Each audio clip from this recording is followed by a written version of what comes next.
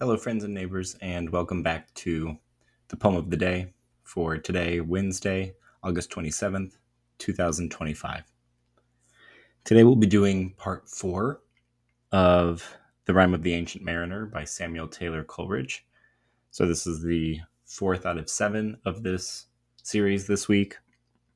I recommend, if you're joining now, to go back and watch the first 3 or to go read them on your own, which would probably actually be better. I did provide, as always, the text of the poem within the post, but as with any time somebody is basically doing an audiobook, I always recommend having the text with you because it just is so much of a richer experience, seeing the ways in which the language relates to one another to create meaning and image. So, where we last left the mariner yesterday, we had these truly terrifying scenes wherein a ship emerged from the distance and it looked like a giant body, a giant rib cage, and it was kind of a skeletal, hollowed out ship with only 2 people aboard, which was Death and Life in Death. And Life in Death was described as this woman who appeared beautiful at first, but then is also described as having skin white as leprosy. And they're casting lots, they're playing dice. Life in Death wins, and we, like the mariner, think that this means that she gets most of the souls aboard, but Death goes and claims about 200 of the men. They just drop dead, and their souls fly by like whizzes of the crossbow, leaving the mariner alone, the prize won by Life and Death. So that takes us to the end of part 3. Today we will be reading part 4, and at the beginning there's a brief interruption by the wedding guest. Just in case you forgot, he's telling this whole tale at a wedding that he crashed at the beginning of the poem. And so, just so that you're not a little jarred at the beginning, that's what's going on there before the mariner will continue with his story.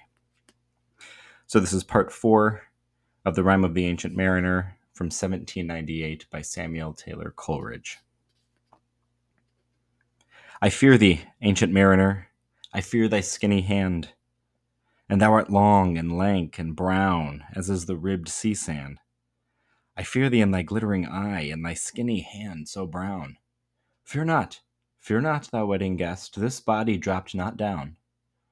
Alone, alone, all alone, alone on a wide, wide sea, and never a saint took pity on my soul in agony.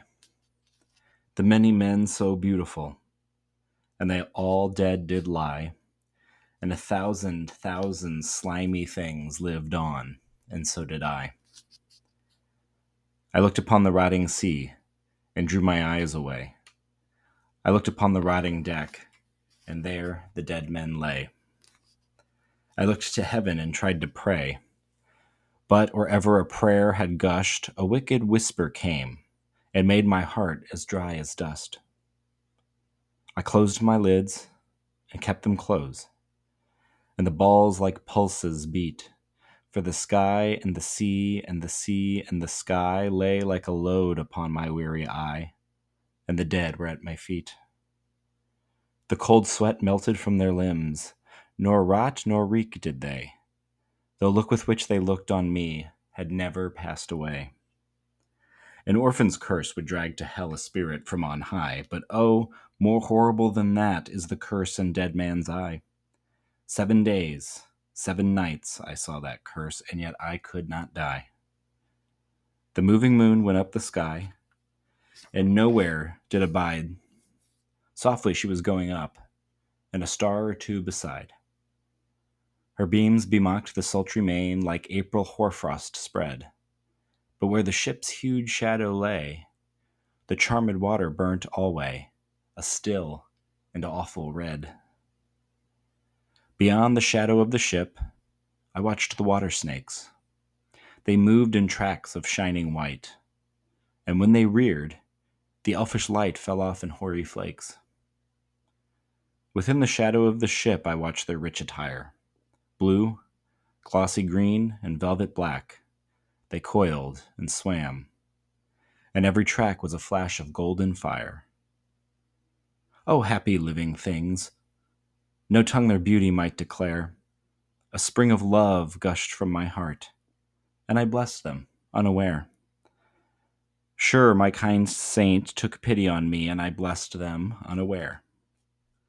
The selfsame moment I could pray, and from my neck so free, the albatross fell off, and sank like lead into the sea.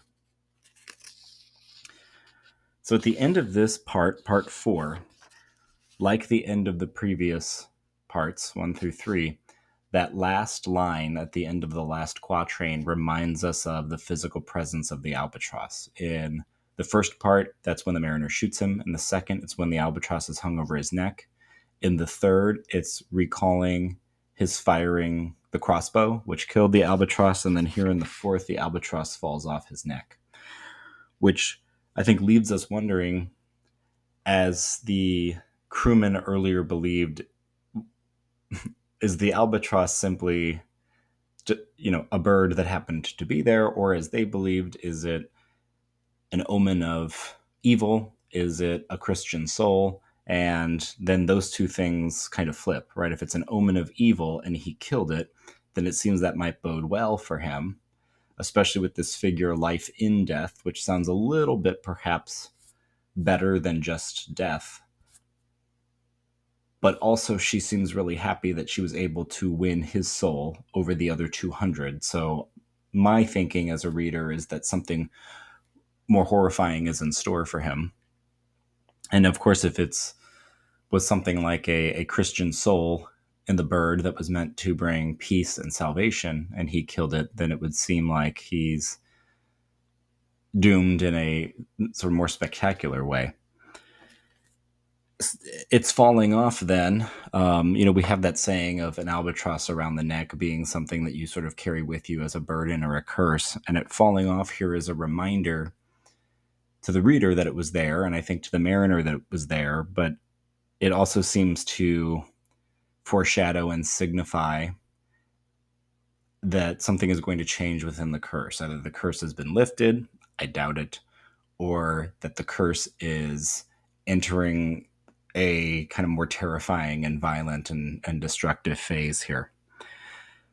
Something that really struck me as I was reading is his descriptions of the snakes. Earlier in the poem, we had descriptions of the water being blue and green and black and looking like sort of a witch's brew, as though the water was burning.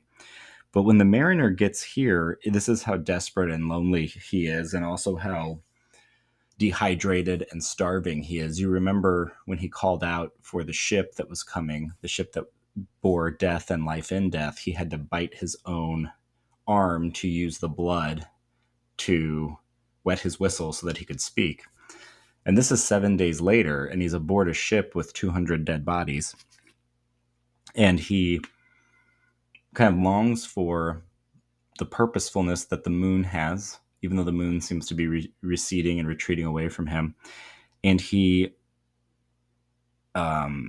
feels sort of mocked by its company with the rest of the stars. When he sees these snakes, now I'm terrified of snakes personally, even garden snakes when I mow the grass. It's enough to make me jump and send shivers down my spine. And snakes, as omens, at least within mythology and within the Christian tradition, are thought of as being, ministers of evil, within several traditions.